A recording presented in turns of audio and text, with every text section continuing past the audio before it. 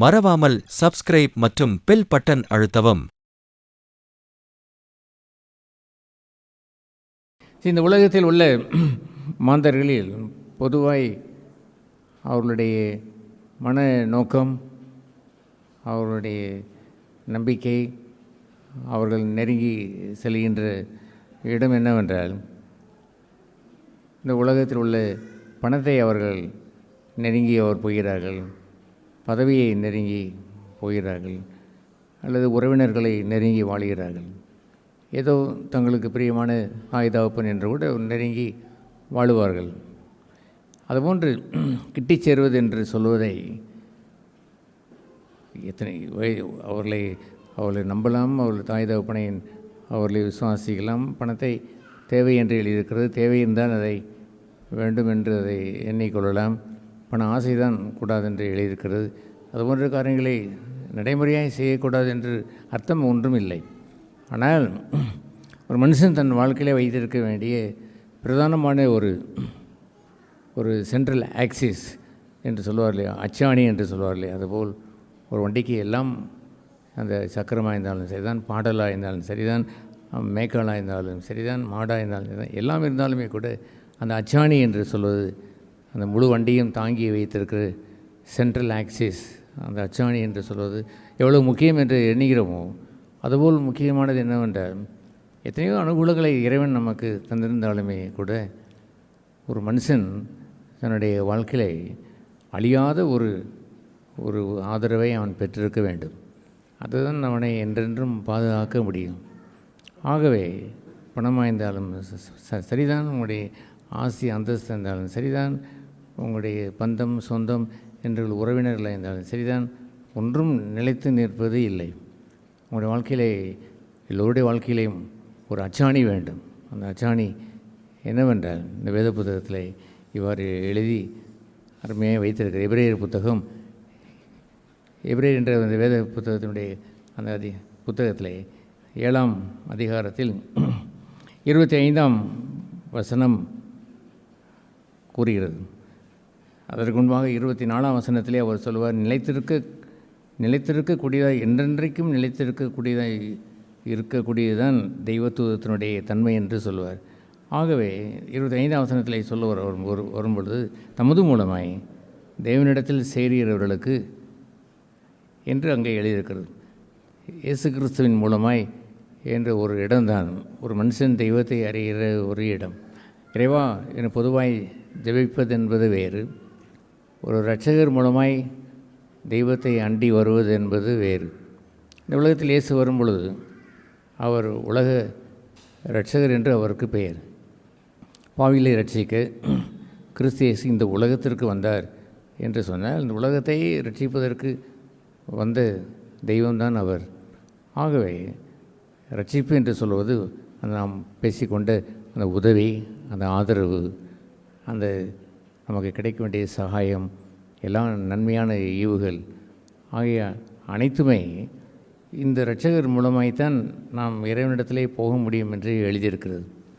எனவே அவரிடத்தில் என்ன எழுதியிருக்கிறது பார்த்தீங்கன்னா, தேவனிடத்திலே சேருகிறவர்களுக்கு, அவரை அது ஆங்கிலத்தில் கிட்டி சேருகின்ற அவரை நெருங்கி வருகிற மக்கள் என்று பெயர்.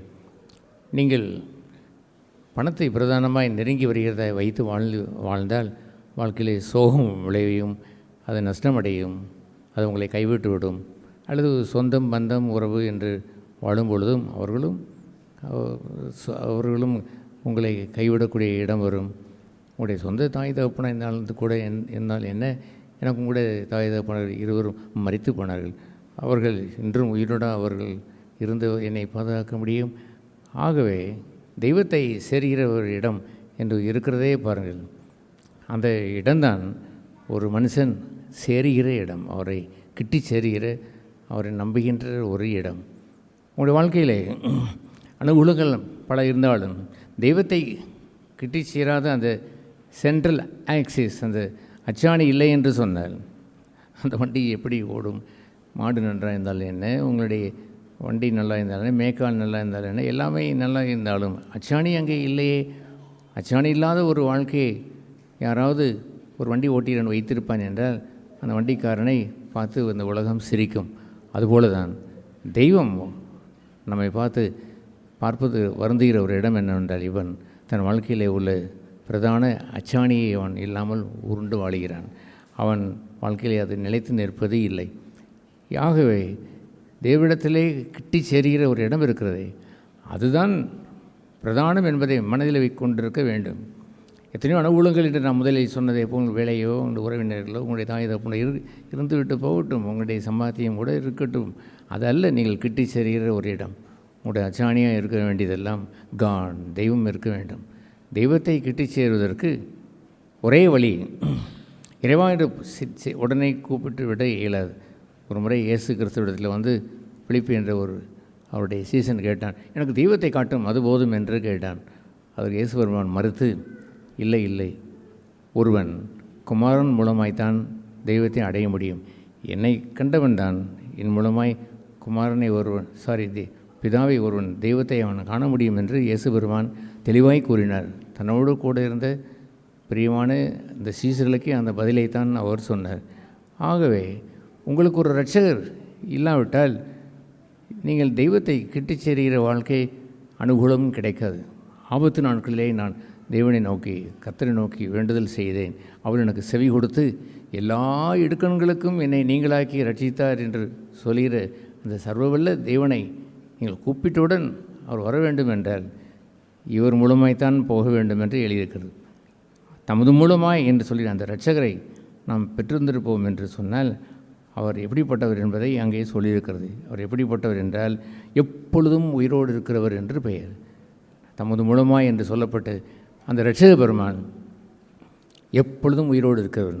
நான் சொன்னதை போல் என் பெற்றோர்களோடு மரித்து விட்டார்கள். ஒரு தாயும் இல்லை, தகப்பனும் மரித்து விட்டார்கள். இருவரும் மரித்து விட்டாலும் எப்பொழுதும் உயிரோடு இருக்கிறவரை நான் பெற்றிருக்கிறேன் பாருங்கள். அவருக்கு பெயரே அவரை சொல்லிக் கொடுத்தது என்னவென்றால், நான் உன்னுடைய பரம தகப்பன் என்று அவர் சொன்னார். அவர் என்னை திக்கற்றவர்களாய், தகப்பனற்றவர்களாய், அவர் என்னை அனாதையாய் விட்டுவிட மாட்டேன் என்றும் வாக்கு கொடுத்திருக்கிறார். ஆகவே எப்பொழுதும் உயிரோடு இருக்கிற அவரிடத்திலே கிட்டி சேர வேண்டும் என்று நீங்கள் விருப்பம் கொள்ள வேண்டாமா? உங்கள் வாழ்க்கையிலே உங்களை விட்டு விலகாது, மரித்து போகாது, செத்து போகாது, கைவிட்டு விடாது, எப்பொழுதும் உயிரோடு இருக்கிற அவரிடத்திலே என்று இங்கே எழுதியிருக்கிறது. எப்பொழுதும் உயிரோடு அவர் இருக்கிறபடினாலே அவர்களை அடுத்து எழுதியிருக்கிறது, முற்றும் முடிய ரட்சிக்க வல்லவராக இருக்கிறார். முற்றும் முடிய என்று சொன்னால் நூறத்தினாய் என்ற அர்த்தம், கடைசி வரைக்கும் என்ற அர்த்தம், கடைசி வரைக்கும் கைவிடாது காப்பவர் என்று அர்த்தம். முற்றுமுடிய ரட்சிக்க என்றால் உதவி செய்ய, கை கொடுக்க, உங்களை சுகமாக்க, உங்களை தூக்கி எடுக்க, உங்களை கண்ணீரை துடைக்க, உங்கள் வேதனைகளை கேட்க, எப்பொழுதும் முற்றுமுடிய எல்லா வாழ்க்கையினுடைய கடைசி மட்டும் ரட்சிக்க வல்லவர் என்று அவருக்கு பெயர். இது கேட்குற அன்பான சகோதர சகோதரிகளை, இந்த உலகம் எவ்வளவோ தத்தளித்து கொண்டு இருக்கிறது என்று தெரியும். எல்லா மக்களும் தத்தளித்து கொண்டு தான் இருக்கிறார்கள். ஒருவராவது நிம்மதியோடு வாழ்வது இல்லை, சமாதானம் இருப்பதில்லை. அதற்கு ஒரே காரணம் என்னவென்று சொன்னால், அது இல்லை இது இல்லை என்று சொல்கிற அவர்கள் சொல்லுகின்ற காரியம் அல்ல. அவர்களுக்கு முற்றுமுடிய கடைசி வரை காக்கிற ஒரு இரட்சகர் அவர்களுக்கு இல்லை என்பதுதான் அர்த்தம். இரட்சகரை இழந்து நான் ஒரு வாழ்க்கையை நான் விரும்புவதில்லை. ஏனென்றால் பல்லாண்டுகளாய், 40 வருடங்களுக்கு மேலாய், சுமார் 50 வருடங்களாய் மேலும் தாண்டி சென்று விட்டு அவரே நம்பி வாழுகின்ற இந்த இரட்சகரை சார்ந்து வாழுகின்ற வாழ்க்கையை நான் வாழ்ந்து எவ்வளவு ஆசீர்வதிக்கப்பட்டிருக்கிறேன். அதுபோன்ற ஒரு பகுதியை மக்கள் இல்லாமல் தத்தளிப்பதை பார்க்கிறோம் அல்லவா? அவன் குடிசையில் இருந்தால் என்ன, அவன் கோபுரத்தில் வாழ்ந்தால் என்ன, அவனுக்கு ஒரு இரட்சகர் இல்லை. எப்பொழுதும் உயிரோடு இருக்கிறதா அந்த பணம், எப்பொழுதும் உயிரோடு இருக்கிறதா இவனுடைய நண்பர்கள், எப்பொழுதும் உயிரோடு இருக்கிறதா இவர்களுடைய உறவுகள், பந்தங்கள், பாசங்கள், ஒன்றும் அவர்களை கடைசி வரைக்கும் முற்றுமுடிய காத்து ரட்சிக்க முடியவே முடியாது. இதை கேட்குற அன்பான சகோதர சகோதரிகளே, உங்கள் வாழ்க்கையில் ஒரு இரட்சகர் வேண்டும் என்பதை அறிய வேண்டாமா? உங்களை உதவி செய்கிற ஒருவர் உண்டு என்பதை நீங்கள் தெரிந்து கொள்ள வேண்டாமா? அப்படியா, இப்படி என்னை அன்பு கூர்ந்து அவரிடத்தில் நான் இந்த இரட்சகரை பெற்றுக்கொண்டு அவர் மூலமாய் இறைவனிடத்தில் செல்ல முடியுமா? அவர் எனக்காக எப்போது உயிரோடையே இருப்பாரா? என்னை கைவிடாது முற்றுமுடிய கடைசி வரைக்கும் என்னை காத்து ரட்சிப்பாரா என்ற செய்தி உங்களுக்கு ஒரு மகிழ்ச்சியை உண்டாக்கும் என்று சொன்னால், இறைவா எனக்கு இரட்சகர் வேண்டும் என்று கேட்டு வர வேண்டும். இந்த வேத புத்தகத்திலே அந்த யோவான் 1:16 என்ன கூறியிருக்கிறது? அவருடைய நாமத்தை விசுவாசித்து, இரட்சகர் என்ற நாமத்தை விசுவாசித்து அவரை ஏற்றுக்கொண்டவர், இரட்சகரை ஏற்றுக்கொண்டவர்கள் எத்தனை பேர்களோ அத்தனை பேர்களையும் தெய்வத்தின் பிள்ளைகளாய் மாற்றுவார்.